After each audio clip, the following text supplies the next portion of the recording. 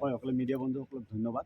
গতিকে এই সময়ত আমি একচুৱেলি এইটো আমাৰ লাষ্ট মাহ, যিহেতু ছেক্টৰত আমি গোটেই সাব ডিভিজনৰ মানুহ ৰেভিনিউ ছেক্টৰত থাকে, কিন্তু এই সময়ত আমি আন্দোলন কাৰ্যসূচী হাতত ল'ব লগা বাধ্য কৰাইছে আমাক ডিপাৰ্টমেণ্টে। মেনেজমেণ্টে আমাৰ একো কথা নুশুনাকৈ মানে প্ৰমোশ্যন কেঞ্চেল কৰি দি আছে, প্ৰমোশ্যনৰ কোনো দিয়াৰ ব্যৱস্থা কৰা নাই। আৰু আমি বিদ্যুৎ বিভাগৰ কৰ্মচাৰী, যি কৰ্মচাৰী মানে বৰষুণ ঠাণ্ডা পানী, এই ঝড় বৃষ্টি, থাণ্ডাৰষ্টৰ্ম লাইটিঙৰ অৱস্থাত আমি নিজৰ জীৱন ত্যাগ কৰি আমি নিজৰ মানুহক পোহৰত উৎপন্ন কৰোঁ। সেই কৰ্মচাৰী আজি আমাৰ নিজৰ ঘৰ মানে পোহৰ আজি আমি অন্ধকাৰত থাকিব লগা হৈছে, কাৰণ গভমেণ্টে আমাৰ কোনো কথা নকৰে। এনেকুৱা অৱস্থাত এইটো বহুত দুৰ্ভাগ্যজনক কথা, বিশেষকৈ আমাৰ অসমতে এইবিলাক বস্তু আমি দেখা পাইছোঁ। গতিকে আমি মেনেজমেণ্টক এই বস্তুটো এটা অনুৰোধ জনাইছোঁ। আমাৰ ধৰ্ণা কাৰ্যসূচী আমি কোনো এইটো মানে এনজয়মেণ্টৰ কাৰণে লোৱা হোৱা নাই, আমাৰ দাবীৰ কাৰণে লোৱা হৈছে।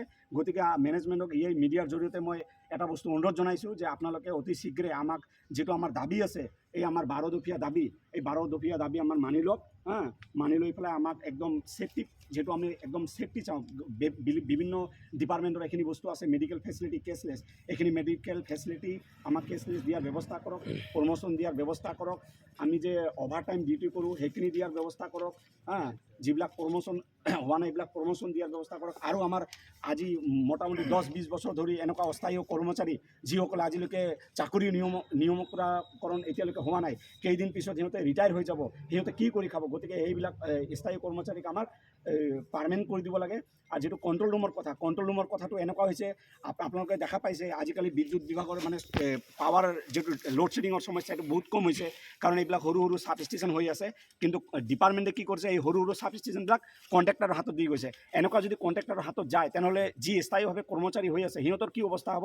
আৰু যিবিলাক আগন্তুক দিনত ITI পাছ কৰিছে ল'ৰাবিলাক, সেইবিলাক ক'ত যাব? কোন ষ্টেটত যায় সেইবিলাক মানে ছাৰ্ভিচ কৰিব লগা হৈছে। গতিকে মই কৈছোঁ 33 কণ্ট্ৰল ৰুম এইটো কণ্ট্ৰেক্টাৰৰ আণ্ডাৰত আছে, সেইখিনি বস্তুটো অতি শীঘ্ৰে গভমেণ্টৰ আণ্ডাৰত লৈ যাব লাগে, অথবা APDCL কৰ্তৃপক্ষৰ হাতত এইখিনি যাব লাগে। এইখিনি কৈ মোৰ মন্তব্য মই ইয়াতে হাৰিলোঁ। Assam state power of union জিন্দাবাদ! Assam state power of union জিন্দাবাদ! APDCL কর্তৃপক্ষ হোশিয়ার, APDCL কর্তৃপক্ষ হোশিয়ার, APDCL কর্তৃপক্ষ হোশিয়ার। এই জুই জ্বলিছে, এই জুই জ্বলিছে, এলিমেলি বন্ধ করক, এলিমেলি নচলিব। শ্ৰমিকৰ লগত হাৰাশাস্তি বন্ধ কৰক, হাৰাশাস্তি কৰা সকলে হোশিয়াৰ, হাৰাশাস্তি কৰ্তৃপক্ষ হোশিয়াৰ। এই জুই জ্বলিছে, NPS বাতিল করক, NPS বাতিল করক, কর্তৃপক্ষ হোশিয়ার, কর্তৃপক্ষ গো ব্যাক, কর্তৃপক্ষ গো ব্যাক। প্রাইভেটেশন না চলিব, প্রাইভেটেশন হোশিয়ার, শ্রমিক পক্ষ জিন্দাবাদ, শ্রমিক পক্ষ জিন্দাবাদ।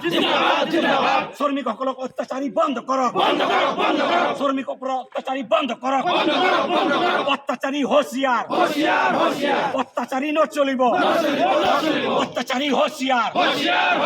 We want justice, we want justice.